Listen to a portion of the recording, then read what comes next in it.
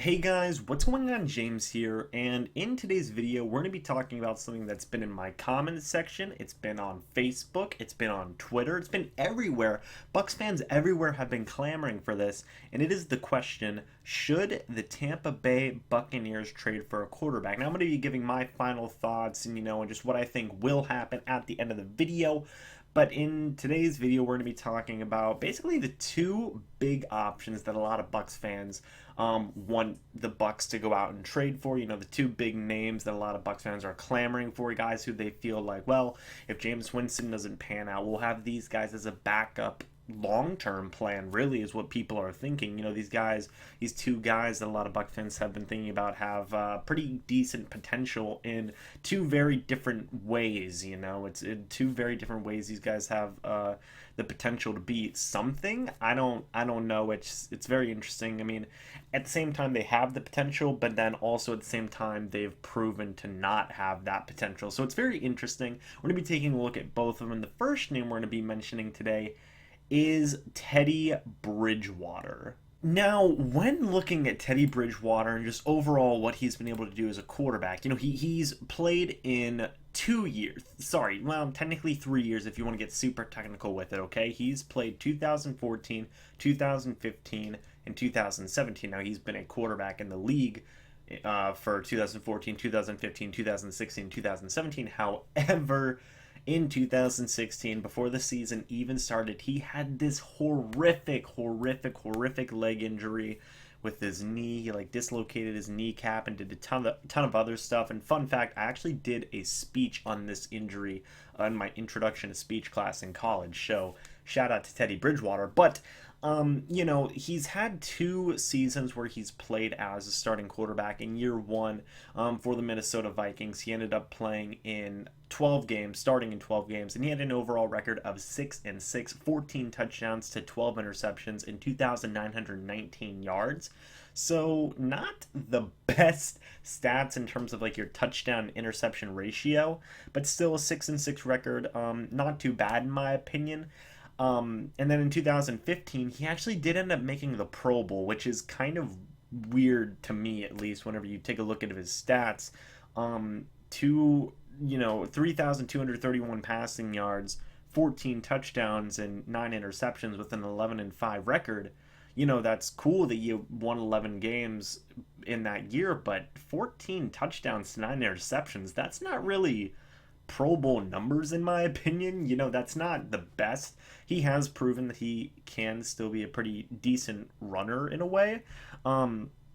He has had a little bit of some rushing ability. He had 209 rushing yards and 1 touchdown in year one, and then 192 rushing yards and 3 touchdowns in year two. Obviously, the big question with Teddy Bridgewater is, can he stay healthy at this point? He's a former first-round pick. Don't get it twisted. The man does have some very nice potential being a former first-round pick. But that leg injury, man, that's such a big deal. Not only was that a career threatening injury, that was a life-threatening injury according to some reports, where they thought we might have to amputate his leg, or he could have possibly bled out due to internal bleeding. So I don't mean to make it all dramatic and whatnot, but that's a serious issue with Teddy Bridgewater, is can he stay healthy? He hasn't had a full season to be a starter, and at this point it looks like he's not going to have a full season as a starter coming up, considering how he's on the New York Jets right now, and he has to deal with being arguably the third string quarterback behind Josh McCown and I can't remember the guy's name right now, but I'm sure it'll come to me in a little bit. The point is that Teddy Bridgewater's the number 3 option right now, so he's probably not going to get a chance to show what he can do in a situation with the Jets either. So how do you gauge his value? What do you offer if you're the Tampa Bay Buccaneers? Well, I think you can actually offer something relatively cheap for a guy like Teddy Bridgewater, considering how his injury history definitely isn't good at this point. He came back in 2017. He played in one game, not the whole game. I think he played in the fourth quarter or something. and one of his first passes, it was like his second pass or something, he threw an interception. That's not to say like, oh, he's a bad quarterback, but I don't think we've seen enough of Teddy Bridgewater to dictate whether or not he has the potential to be a long-term option for this team if we needed him to be a long-term option for this team. And it's such an interesting situation now because he's behind guys like Sam Darnold and Josh McCown. I remembered his name, Sam Darnold, but the fact that he's a third string quarterback, he has a really poor injury history, and not a lot of teams really know what to expect from him at this point because, he threw 402 passes in 2014 and 447 in 2015. When you compare that to some other quarterbacks, that's a lot, but I need to see him throw that deep ball a lot, and I definitely need to make sure that he can go out there and just be, you know, a baller, man. He needs to be able to take control of an offense, throw a really vertical style type of offense because that's the type of offense Dirk Cutter likes to run, and he needs to prove that he can stay healthy. Due to all these reasons, that's why I think that you could offer something relatively cheap for Bridgewater. However, knowing GMs and how greedy they are, I don't think that you could get off that easy. I think that you would have to give up probably a fifth rounder or maybe even a fourth rounder. That's stretching it a little bit, but at least a fifth rounder, I think. I don't think that the Jets would see, oh, the Buccaneers need a quarterback because they don't really know how they feel about Jameis Winston right now. And they don't really know how they feel about Ryan Fitzpatrick and Ryan Griffin. We can probably milk this for a higher draft pick than we probably would get from any other team for Teddy Bridgewater. I don't think the Jets would end up like cutting Bridgewater, just out of nowhere. I think that they like their quarterback room of Sam Darnold, Josh McCown, and Teddy Bridgewater. So I could see the Bucs having to offer up something worth a decent bit of value. And I know fans usually don't think like, oh, fifth round pick, that's not that expensive. Come on now, but I like keeping all of our draft picks just because it gives us flexibility for what we can do. So to me, a fifth round pick's a little bit valuable, but I can understand why you would be more willing to give up a fifth round pick for a guy like Teddy Bridgewater because right now he's a really big unknown, just in terms of overall his ability as a passer. He's passed the ball a lot. Don't get me wrong. 400 times 2 seasons in a row. But I need to see him pass that deep ball more, and I need to see how his leg holds up before I can make any type of judgment on the whole like trade for Teddy Bridgewater thing. And I think the Buccaneers would kind of be in that camp as well. Taking a look at the second option here, it's Nick Foles. Okay, now everybody has been clamoring for either Nick Foles or Teddy Bridgewater, and it makes sense. Teddy Bridgewater is only 25 years old. That's great. He's going to be 26 soon eventually. And Nick Foles, he's still only 29. So, if you figure quarterbacks usually play until they're like late 30s, 36 I think is a good age to retire as a quarterback. Foles has still got around 6-7 years left. So the question comes to be, can you rely on Foles for the next 6-7 years? And this one's a little bit iffy to me, okay? Now, Foles has kind of been a career backup. It's a weird thing. He's kind of been this career backup his entire career, which isn't bad. It is what it is. But I don't know if this guy could or should even be like a possible answer to these Buccaneers fans' quarterback problems that they have. And I understand Bucs fans, clamoring for something to happen just because there's so much uncertainty right now at the quarterback position. Quite honestly, nobody knows what's going to happen and how we're going to turn out for these first, for this preseason, for these first 3 weeks. Who knows what's going to happen. But I don't know if Nick Foles is the answer, guys, because just taking a look at his stats, he does have a very up and down career at this point. Like I said, the only time he's played and started in 10 games or more was in 2015 for the St. Louis Rams and 2013 for the Philadelphia Eagles, and both those seasons are very, very different. Now, in 2013, he did end up making the Pro Bowl, and Chip Kelly was the head coach during this time, so it was a system that kind of suited Nick Foles very well, and you could definitely tell, Foles had an 8-2 record. He ended up throwing over 300 passes, which again, compared to like Bridgewater, that's 100 less passes. That's kind of a big deal. And he ended up putting up 2,891 passing yards, 27 touchdowns, and 2 interceptions. That's that's pretty good in my opinion. That's a very good year. 27 touchdowns to 2 interceptions. Like touchdown to interception ratios is a very big like stat in my mind, and I'm sure a lot of your guys' minds as well. You know, you always want your guy throwing more touchdowns than interceptions, and that's about as good as you can freaking get, right? Like that's like borderline MVP levels. You know, if those touchdowns were up to like I don't know, say 30 something, and you know the interceptions were down to like, or even if you could bump up the interceptions, you know, bump them up to like 7 or something, that's still insanely good numbers. You know, give them another 1,000 yards, that's a wonderful season. You know, that's like MVP numbers right there. The problem with Nick Foles though is that after that year he hasn't done much, right? You would think that, you know, a team would come out, they would make Nick Foles, you know, this full-time starter. He starts all 16 games, but you know, Foles has never had a season where he started an entire 16 games. You know, part of that is due to injuries, part of that's just due to him getting benched for other players. It is what it is. The point is that, you know, he's only had a winning record twice in his 6 years in the league. You know, year 1 he went 1-5 as a starter. Year 2 he went 8-2. Year 3 he went 6-2. So 2013, 2014 were his best years by far. Then you go into year 4 when he left Philadelphia, joined the St. Louis Rams. He went 4-7. After that, he'd go to Kansas City, be a backup, and he only started 1 game. And then, you know, and finally this past season, he went back to Philadelphia, went 2-1 as a starter after Carson Wentz went down with an ACL injury. He threw 5 touchdowns, 2 interceptions in the regular season. And then he went to the playoffs and obviously won a freaking Super Bowl against the New England Patriots. You know, like, it's so weird because Nick Foles is so on some points and then so off on other points, you know. He's had 1-5 starting records. He's had 4-7 starting records as a quarterback, and then he goes off and wins a Super Bowl at some point. You know, it's like, what? Yeah, I think the problem with Nick Foles is that we don't really know what type of Nick Foles are we going to get. Are we going to get the good Nick Foles, or are we going to get the bad Nick Foles? And there's a big difference between the two. And I don't know if it's worth trading that for that type of risk, because you don't know what Nick Foles is going to be like. You just don't know.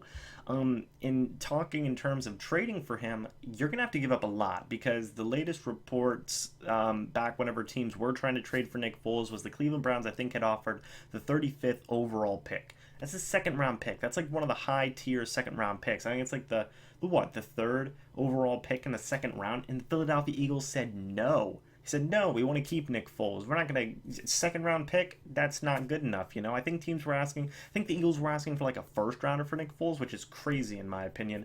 And the Bucs aren't going to give that up for Nick Foles.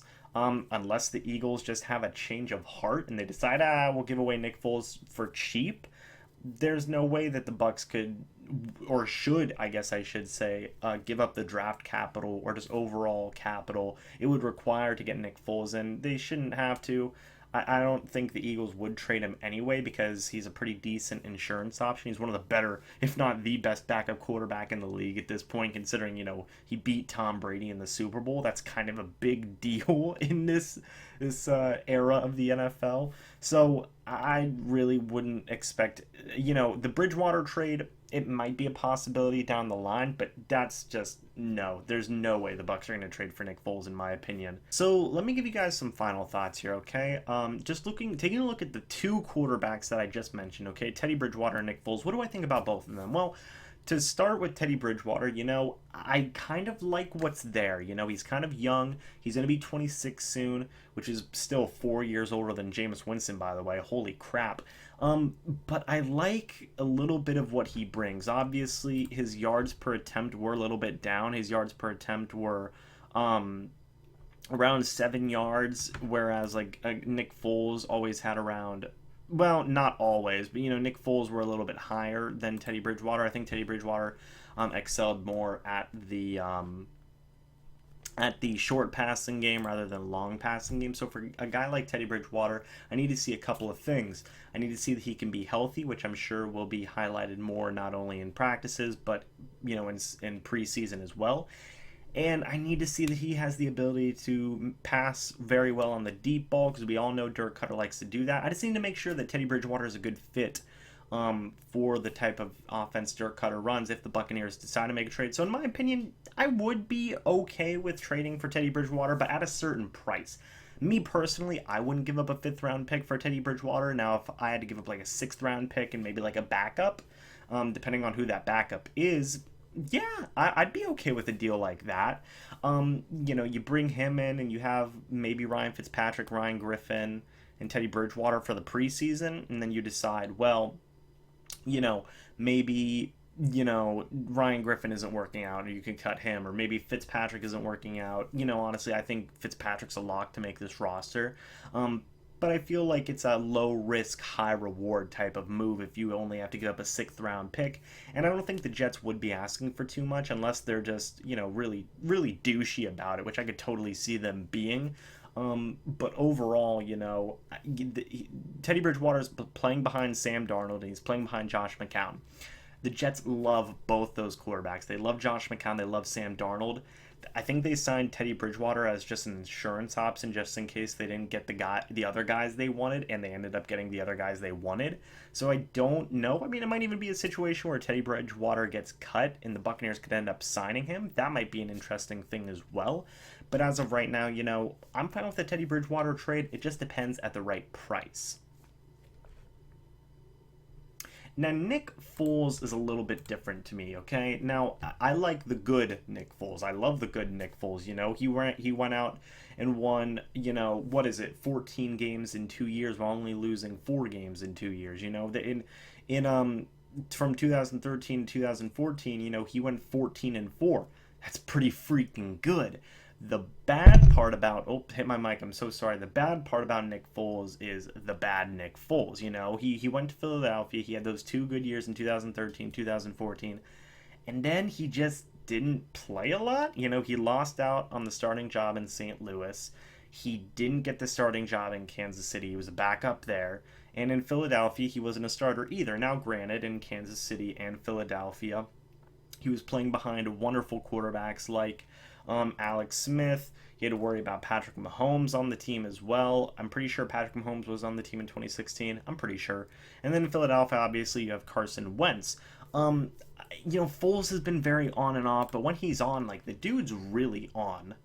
It just depends on what type of Nick Foles you get. Are you getting the good Nick Foles, who's, pretty consistent, or are you getting the bad Nick Foles? I think a lot of that depends on, what type of system he's in. I think he's a system-y type quarterback, which isn't a bad thing. It's just a thing. So, for me, if you're trading for a quarterback, he's got to at least either A, have the potential to turn into something, or B, already just be a guy who's ready to go and go out there and just be a baller, throw the deep ball. And I don't doubt Nick Foles' ability to throw the deep ball and just overall join a vertical offense. I just kind of worry about his ability to just kind of take over and be something more than just maybe a game manager. I need him to come out there and I need him to run this entire offense, and just straight up be a baller, man. And I'm a little shaky on that right now, considering how Nick Foles has had some good and some bad. So, especially considering the Eagles' asking price for Nick Foles, they turned down the 35th overall pick, which, again, hey, shout out to the Browns for not getting that deal done. They're lucky the Eagles said no, because Nick Foles isn't worth the 35th overall pick in this past NFL draft, in my opinion. But I feel like if they said no to that, then there's no way the Bucs should trade for it, because it's just going to be too much. It's just going to be too much. It's going to be too much to deal with, and it's just going to be a headache. And if it doesn't pan out, then there's going to be even more pressure and backlash on all of this. So ultimately, what would I do? I wouldn't trade for Nick Foles. I might trade for Teddy Bridgewater, depending on the price. It'd have to be a low tier draft pick, 6th rounder. I would maybe consider a 5th rounder. But ultimately, do I think the Buccaneers are going to trade for a quarterback? No, I don't think they are. I really think they like Ryan Fitzpatrick a lot, and they like Ryan Griffin a lot. And you also got to think that Austin Allen's still on the team, so they have options. For sure, they have options. So ultimately, I don't think they're going to trade for a quarterback unless something changes, like Ryan Fitzpatrick gets injured or Ryan Griffin gets injured. Then something would change, and I could see them maybe throwing the Jets' 6th round pick and a backup lineman or something for Teddy Bridgewater. But unless something like that happens, I think that the Bucs are just going to stick with Ryan Fitzpatrick, Ryan Griffin, and Austin Allen. And that's fine. There's nothing wrong with that because I don't mind Ryan Fitzpatrick at all. I did an entire Buccaneers deep dive on him that you can see in the eye icon on the top right of the screen. But let me know what you guys think about this entire trading for a quarterback situation. Do you think the Buccaneers should trade for a quarterback? Do you think they shouldn't trade for a quarterback? Again, if they do, if you do think they should trade for a quarterback, who would you like them to trade for? Again, let me know all of this down in the comment section below, guys. If you have any other suggestions for any other types of videos, again, leave those down in the comment section below too. I always read every single comment, and I always try to apply it to the stuff I do here on the channel. So again, thank you guys so much for watching. I hope you all enjoyed. And as always, I'll see you in the next video. But until then, goodbye for now, guys. And as always,